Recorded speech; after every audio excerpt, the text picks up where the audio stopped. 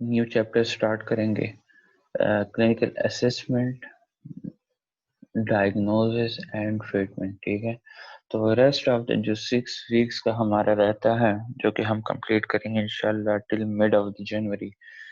तो उसमें जो है ना हम ये सारी करेंगे। ठीक है, क्लिनिकल असेसमेंट में जो है ना आपके पास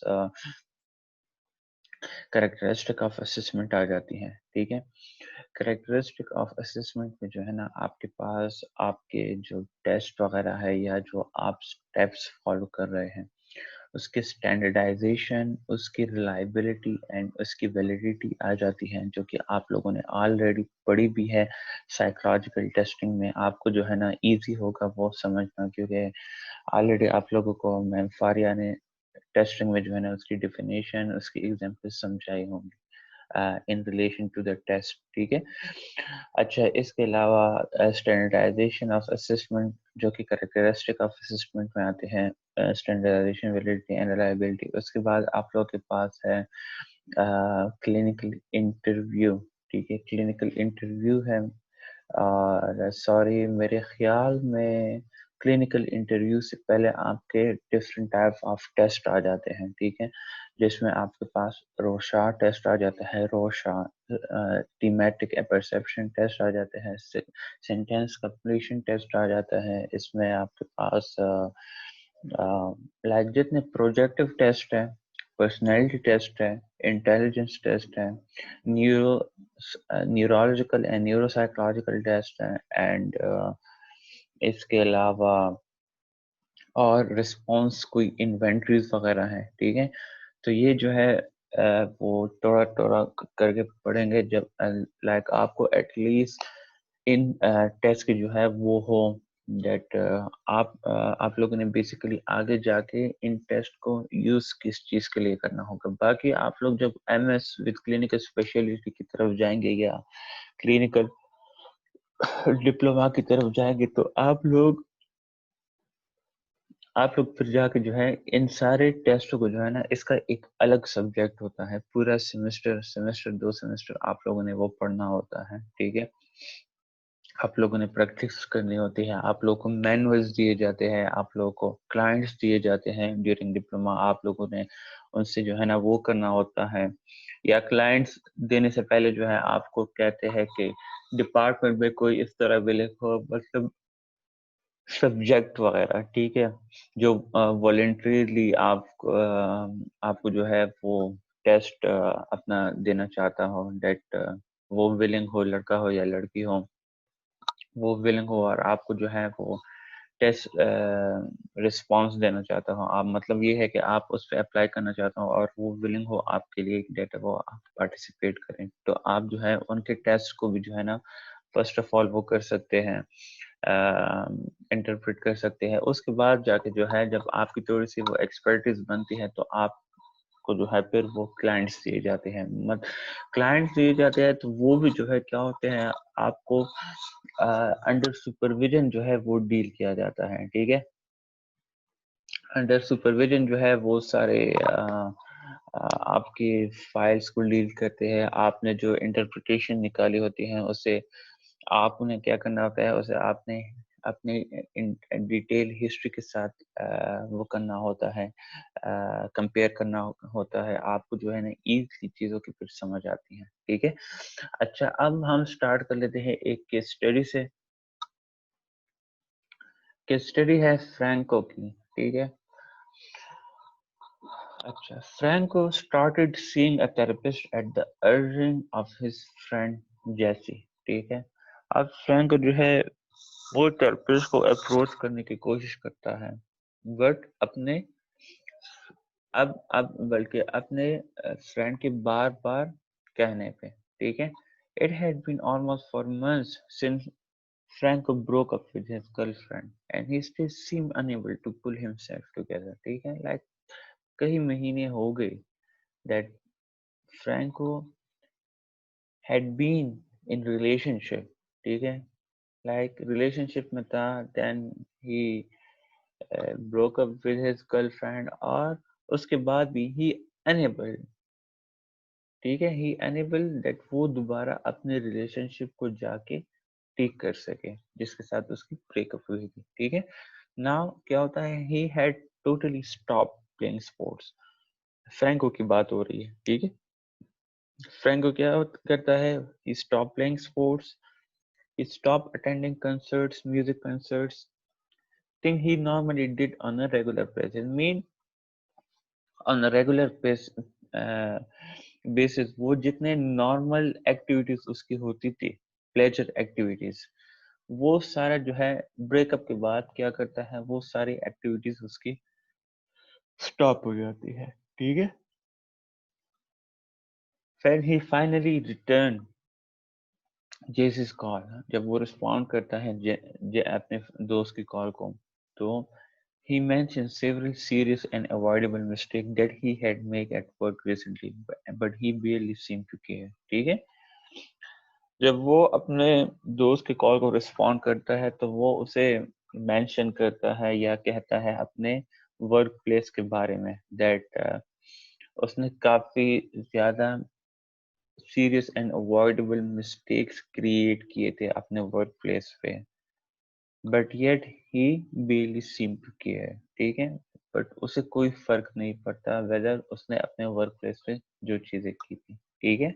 मतलब जो भी गलत काम किए थे या अपने बॉस के साथ रीजनिंग की थी या जो टास्क मिला था उसे टाइम पे कंप्लीट नहीं किया, ठीक है।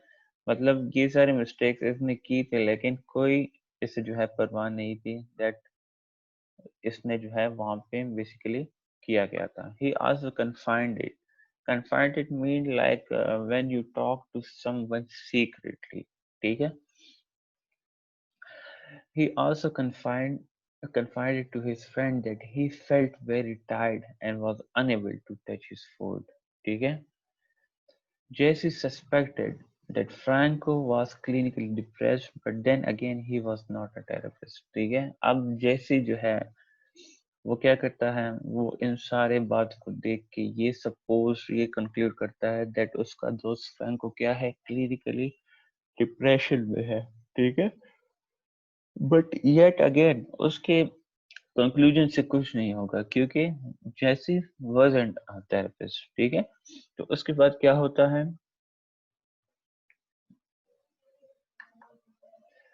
Feeling of despondency. Despondency mean like sadness, ठीक है। सैडनेस या जो अनप्लेजेंट फीलिंग्स वगैरह होती हैं वो क्या करते हैं, वो फ्रैंको को जो है ना लेट करते हैं किस चीज की तरफ, to make an appointment with the therapist. आवाज आ रही है आप सबको? Yes sir. जी सर। अच्छा, यहाँ पे इंटरनेट की वो एरर आ गई थी तो मुझे लगा शायद इंटरनेट वो हो गया है। अच्छा, अब क्या कहते हैं, फीलिंग ऑफ डिस्पोंडेंसी की वजह से क्या है, फ्रैंको अपॉइंटमेंट की तरफ जाता है with therapist at a local counselling centre. जो वहाँ पे कोई लोकल काउंसलिंग सेंटर था वहाँ पे वो अपने थेरेपिस्ट के साथ वो करता है, क्या कहते हैं, अपॉइंटमेंट जो है वो रखता है, ठीक है, थेरेपिस्ट के साथ मिलने के लिए अपनी प्रॉब्लम के रिलेटेड। अच्छा, अब यहाँ पे क्लिनिशियन का फर्स्ट स्टेप क्या होगा, ठीक है। क्लिनिशियन का फर्स्ट स्टेप ये होगा that he learned as much as possible about Franco and his disturbance। हमेशा ये याद रखें that जब भी आप क्लाइंट को डील करने की कोशिश करते हैं फॉर द फर्स्ट टाइम, तो try to understand the client and understand the client background and understand the factors related to the client disturbance। पहले जो है इन चीजों को अंडरस्टैंड करने की कोशिश करें इन डिटेल, ठीक है। फॉर एग्जाम्पल इनमें लिखा हुआ है who is he, what is his life like and what are his symptoms, ठीक है। The answer might help to reveal the causes and probable course of his present dysfunction। जो आपको रिस्पॉन्स मिलते हैं मे बी उन response ही जो है आपको क्लेरिफाई हो जाए कॉजेज और जो जो उसके कोर्स ऑफ डिसफंक्शन है या साइकोलॉजिकल प्रॉब्लम है, ठीक है। मीन आपको जो है एक्स्ट्रा दिमाग वो यूज करने की जरूरत ही ना पड़े। आपके जो क्वेश्चन आप उससे आस्क कर रहे हैं या वो जो चीजें बता रहे हैं उससे जाके आपको वो सारी क्लेरिफिकेशन हो जाए उसकी कॉजेस और उसके कोर्स ऑफ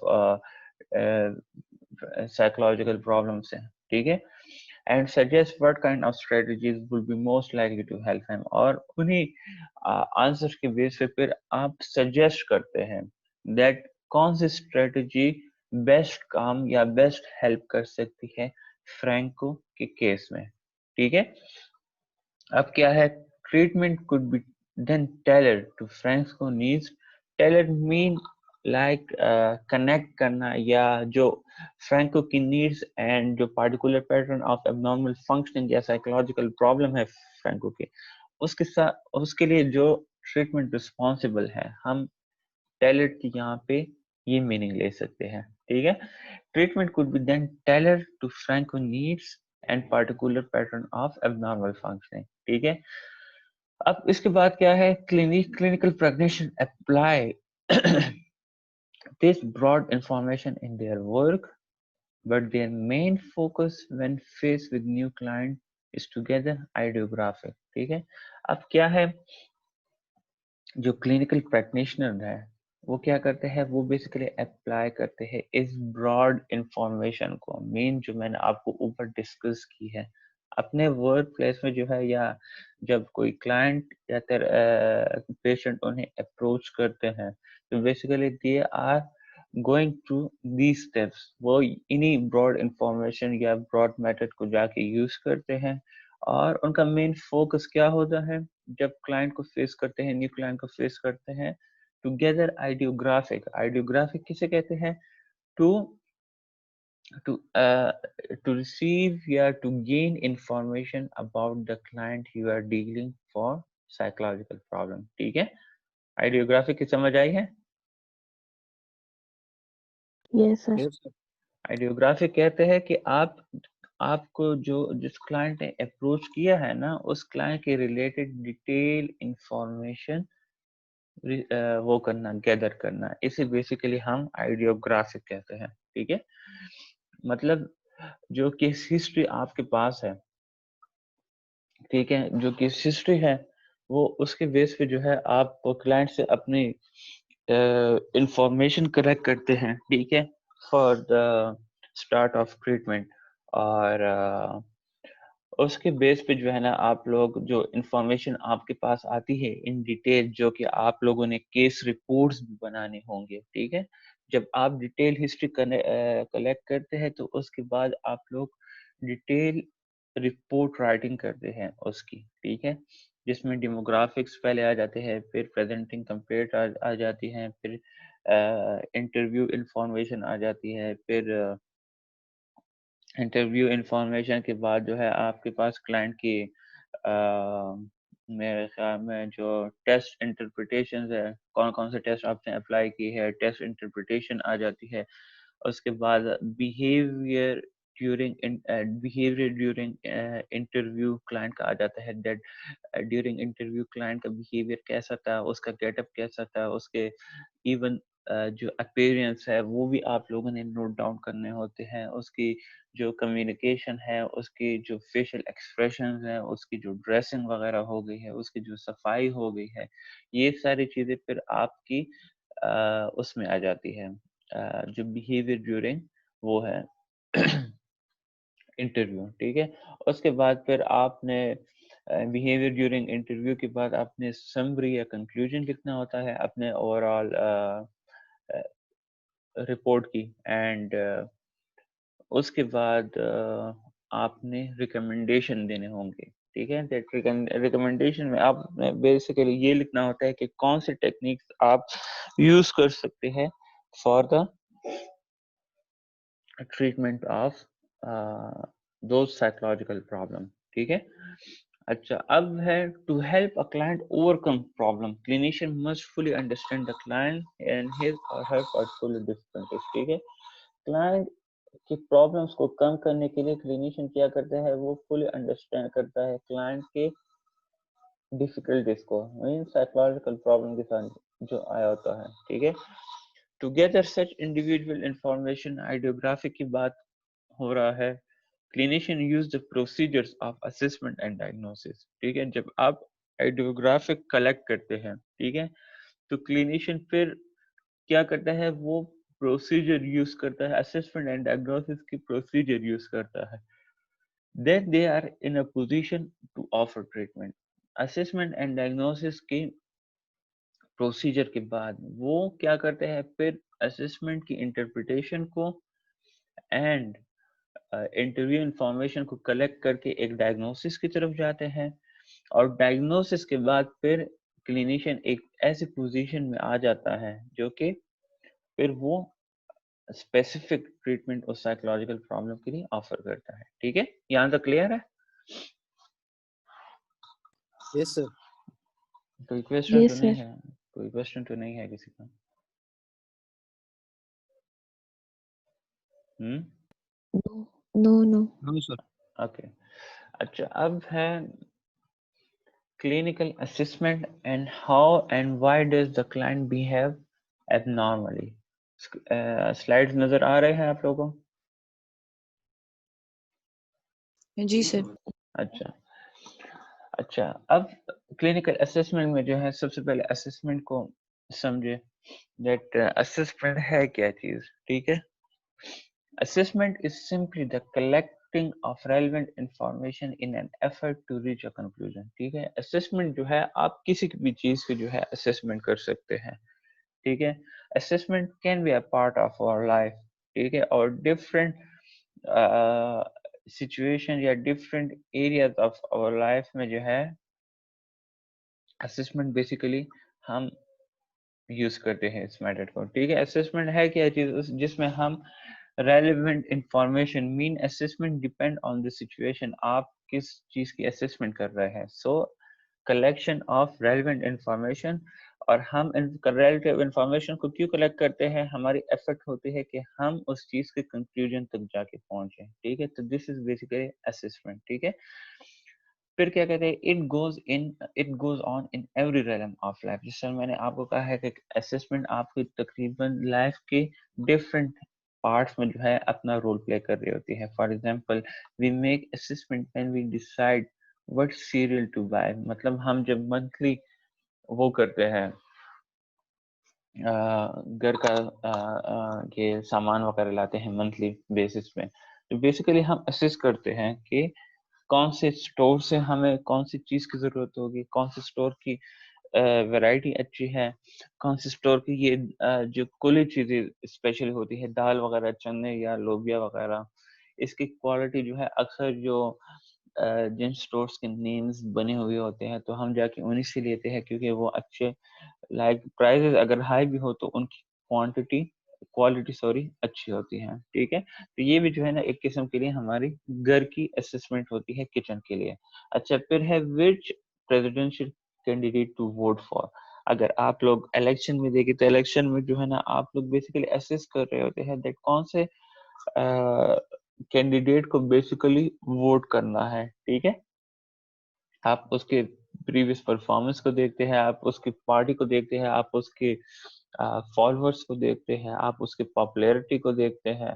ठीक है, तो ये सारी चीजें जो है ना देख के आप एक कैंडिडेट को असेस करते हैं, फिर जाके वोट देते हैं। कॉलेज एडमिशन ऑफिसर्स क्या करते हैं, who have to, to select the best of the students applying to their college। ठीक है, college admission officer basically best से बेस्ट स्टूडेंट्स के उसमें होते हैं सर्च में, डेट वो उन्हें उन्हें अपने कॉलेज मिले। ठीक है, बट ये असेसमेंट डिपेंड करती है किस चीज़ पे, डिपेंड्स ऑन एकेडमिक रिकॉर्ड्स। ठीक है, एकेडमिक रिकॉर्ड्स पे डिपेंड करते हैं, रिकमेंडेशंस पे डिपेंड करती है। ठीक है, जो वो होती है, क्या कहते हैं, इंटरव्यू पैनल में जो लोग बैठे होते हैं। अच्छा, इसके साथ साथ जो अचीवमेंट टेस्ट स्कोर है, अगर कॉलेज एडमिशन के लिए कोई उन्होंने टेस्ट रखा होता है तो उसका स्कोर हो जाता है।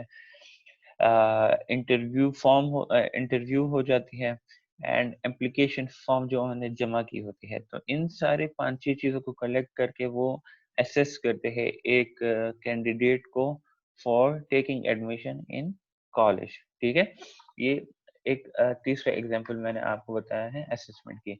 अब ये फोर्थ वन है employers who have to predict which applicants are most likely to be effective worker। ठीक है, अब कोई मैनेजर है वो प्रिडिक्ट करता है कि कौन सा एम्प्लॉय या अगर कैंडिडेट्स ने जॉब के लिए अप्लाई की है, ठीक है, तो एम्प्लॉयर्स क्या या मैनेजर क्या करता है, वो प्रिडिक्ट करते हैं कि उनकी कंपनी के लिए कौन सा वर्कर ज्यादा वो होगा, इफेक्टिव होगा। ठीक है, तो क्या करते हैं मैनेजर या जो एम्प्लॉयर्स होते हैं उस कंपनी के, वो लोग कैंडिडेट्स के इंफॉर्मेशन कलेक्ट करते हैं किस चीज से, उनकी रिज्यूमे से। रिज्यूमे मीन ये जो सीवी होती है जिसमें आप लोग जॉब के लिए अप्लाई करते हो और सबमिट करते हो। ठीक है, सीवी हो गई है, इंटरव्यूज हो गई है।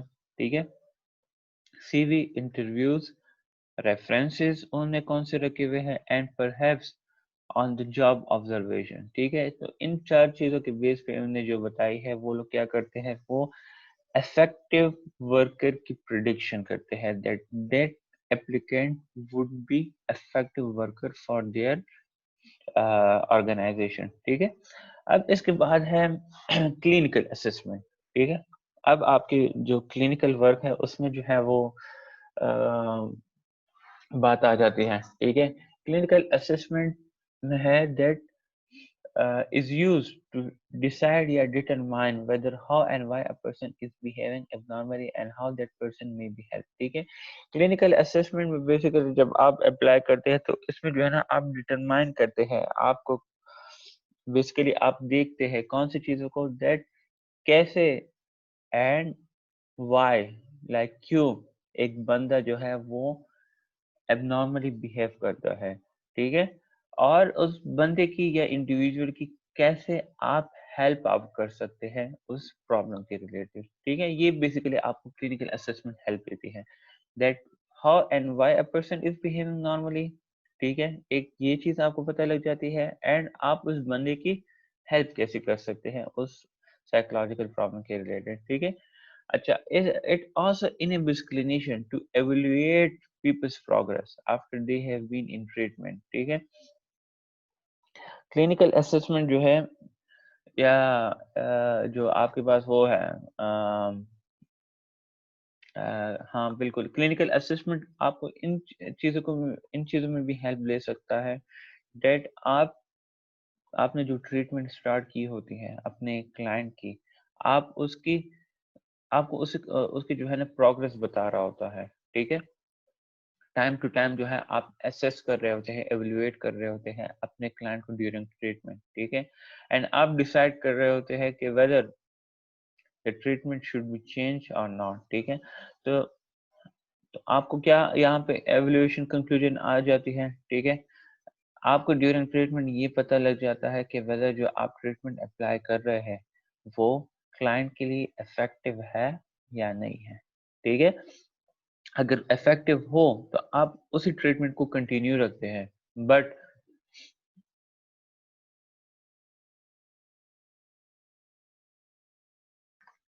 अच्छा, बट इफ ट्रीटमेंट इफेक्टिव ना हो तो आप क्या करते हैं, आप फिर ट्रीटमेंट को या जो थेरेप्यूटिक टेक्निक्स आपने चूज किए हो आप उसे चेंज करने की कोशिश करते हैं। ठीक है, the specific tools that are used to do an assessment depends on the clinician theoretical orientation। ठीक है, जो specific tools होती है, basically टूल्स मीन इंस्ट्रूमेंट्स। ठीक है, इंस्ट्रूमेंट जो कि आप यूज कर रहे होते हैं अपने उसके लिए, क्लाइंट की असेसमेंट के लिए।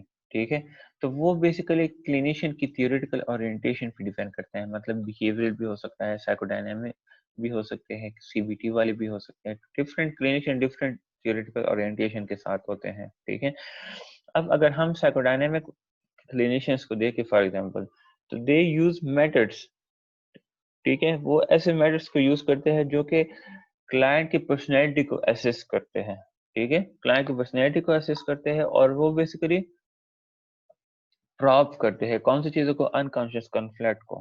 ठीक है, अनकॉन्शियस कॉन्फ्लिक्ट को प्रूव करने का मकसद ये है कि वो जान सके दैट बेसिकली अनकॉन्शियस में इनका चल क्या रहा है, क्या प्रॉब्लम है, कौन सी रिप्रेस्ड मेमोरी है, उन सारी चीजों को फाइंड आउट करने की कोशिश की जाती है। ठीक है, दिस काइंड ऑफ असेसमेंट, इसे हम जो है पर्सनैलिटी असेसमेंट कहते हैं। ठीक है, जिसमें रोशा thematic perception test, sentence completion test, or a word association test, or human figure drawing, human house tree person, and router incomplete blanks sentence test, इसके अलावा और भी काफ़ी है। ठीक है, तो ये इसे हम पर्सनैलिटी असेसमेंट करते हैं।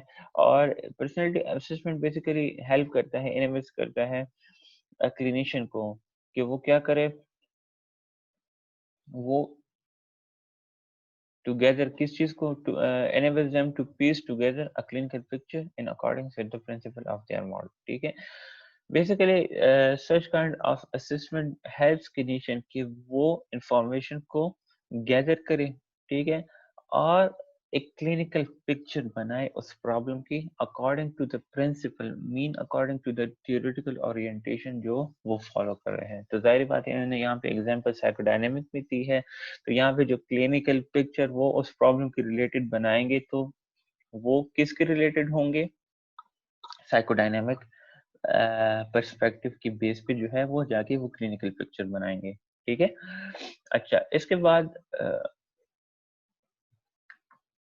behavioral and cognitive clinicians are more likely to use assessment methods that reveal specific dysfunctional behavior and cognition। ठीक है, अब अगर हम CBT वाले को देखें, cognitive behavioral therapy वालों को, तो वो एक ऐसे असेसमेंट टूल्स को या इंस्ट्रूमेंट्स को यूज करते हैं जिससे उनको पता लगता है कि उस इंडिविजुअल के डिसफंक्शनल थॉट्स क्या है, या कॉग्निटिव एरर्स क्या है, या उस बंदे के डिसफंक्शनल बिहेवियर क्या है। ठीक है, the goal of this kind of assessment called a behavioural assessment.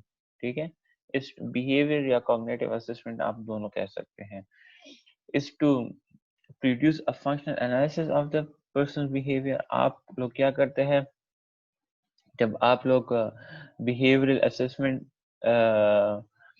करने की कोशिश करते हैं, तो उसे बेसिकली फंक्शनल एनालिसिस कहते हैं, functional analysis of the person behaviour. ठीक है, अब ये फंक्शनल एनालिसिस आप लोग फिर इंशाल्लाह अभी आप लोग के लिए काफी वो हो जाएगा, ओवरबर्डन हो जाएगा, और अभी जरूरत भी नहीं है। तो बेसिकली जब हम, मैं थोड़ा सा आप लोगों को बता लेता हूँ, फंक्शनल एनालिसिस में क्या करते हैं, हम एक डिसफंक्शनल बिहेवियर को उठाते हैं एक इंडिविजुअल का जो कि प्रॉब्लमेटिक हो, और उस डिसफंक्शनल बिहेवियर को फिर हम फर्दर एवल्युएट करते हैं, डेट कब होता है, कितने टाइम के लिए होता है, कौन सी कौन सी चीज़ों के रिस्पॉन्स में ये बिहेवियर ज़्यादा दिखाई देता है। ठीक है, कितने टाइम तक होता है, कब कब होता है, और उस दौरान पेशेंट की क्या रिएक्शन होती है। तो ये जो है एक फंक्शनल एनालिसिस होती है उस पर्सन की बिहेवियर की। ठीक है, और इसमें जो है बेसिकली आप लोग को फायदा ये भी होता है फंक्शनल एनालिसिस ऑफ बिहेवियर में, दैट आपको पता लगता है दैट उस इंडिविजुअल ने उस बिहेवियर को कैसे लर्न किया है, और किस तरह उसके इस एबनॉर्मल बिहेवियर को जाके रीइंफोर्स किया गया है। रीइंफोर्स मीन जब हम एक चीज लर्न करते हैं उसके बाद हम उसे स्ट्रेंथन करते हैं। तो आप फंक्शनल एनालिसिस के थ्रू ये पता लगाते हैं कि कैसे इसने ये एबनॉर्मल बिहेवियर या डिसफंक्शनल बिहेवियर को लर्न किया है और उसकी स्ट्रेंथिंग हुई है। ठीक है, the 100 of clinical assessment techniques and tools that have been developed fall into three categories। ठीक है, clinical interview, clinical test and clinical observation. ठीक है, तो ये जितने क्लिनिकल असेसमेंट की टेक्निक्स है, which is more than 100 techniques and tool, इन्होंने जो है ना इसे 3 कैटेगरीज में डाला हुआ है, जिसमें क्लिनिकल इंटरव्यूज आ जाते हैं, क्लिनिकल टेस्ट आ जाते हैं, clinical observation. To be useful these tools must be standardized and must have clear reliability and validity। अब अगर आप इन्हीं 100 ऑफ क्लिनिकल असेसमेंट टेक्निक्स और टूल्स को यूज करना चाह रहे हैं, तो इसमें एक पॉइंट ये है कि ये टूल्स मस्ट स्टैंडर्डाइज्ड होना चाहिए और उनकी क्लियर रिलायबिलिटी एंड वैलिडिटी होनी चाहिए। ठीक है, क्लियर है? जी सर। अच्छा, अब ये बस टाइम आउट हो रहा है तो मैं आप लोगों को न्यू वो सेंड करता हूँ। मैम एमएल की क्लास आज है या नहीं, नेक्स्ट वीक से बोलेंगे? नेक्स्ट वीक से। चलिए ठीक है, ठीक है, मैं न्यू वो लिंक शेयर करता हूँ।